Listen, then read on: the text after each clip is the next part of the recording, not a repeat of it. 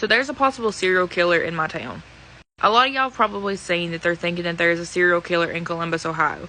However, what you probably don't know is that many of us residents have already said this for the past year. So what's happened for the last week or two is they have continuously found women's bodies. There have been, I believe now, 10 women's bodies found. They're being found predominantly in abandoned houses. 3 were found in the same location around the same time.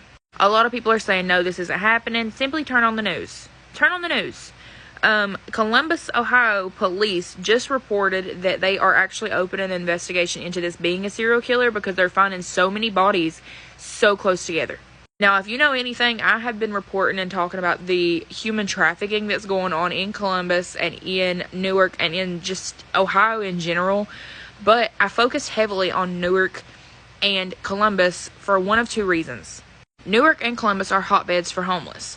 They will bring buses of homeless people into this area because our areas get funding for helping the homeless. But what's happening is a lot of people are being brought into this area, and you'll have dozens brought in at a time. There's been times that I've driven by Salvation Army, and there's probably at least 100 homeless people there getting help. And then, soon after, there are women who are just going missing. Nowhere to be found. They're not taking public transportation. They can't afford to. Their families are coming forward and saying, hey, we haven't seen this girl in an extended amount of time. She was just walking around Newark. Everybody's seen her around Newark, and then she just disappears. Now, over the last year, there have also been multiple bodies found between Newark and Columbus in really weird scenarios. There's been a couple that look like they just fell in the creek and died. There's been a lot of human trafficking situations that the news isn't even reporting on. Houses being raided and people being brought out, but nothing is ever said. Bodies that have been found that have not been talked about. Bodies in homeless camps, bodies by railroad tracks.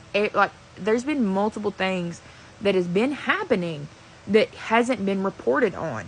And a lot of us who live here and have been watching this shit have said we believe that it's possible that there was a serial killer working, but he was targeting a lot of homeless women and S workers, and a lot of police in this area don't give a fuck about homeless or S workers. So they're not going to be solved. Because let's be real about it. Columbus, Newark, New Lexington, Zanesville, all of these areas are not in a rush to solve any crimes, and they're not in a rush to solve a murder of a homeless person. So this isn't any big shock to any person that lives here and actually has been paying attention to what's going on. If this is a serial killer, I guarantee you that his body count is going to be a lot higher than they actually think. Because I think what's happened is that he's got a little bit too comfortable, and he's starting to pick up the pace in which he's doing his crimes, and that's what's connected him to the fact that there's so many bodies.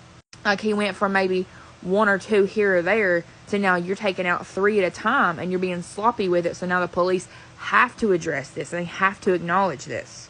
If this is a serial killer, I guarantee you he will come out, or they will connect it, and there will be much more than 10 bodies. But maybe, if there is a silver lining to this, maybe this will be what drives the police in this area to start taking this shit seriously.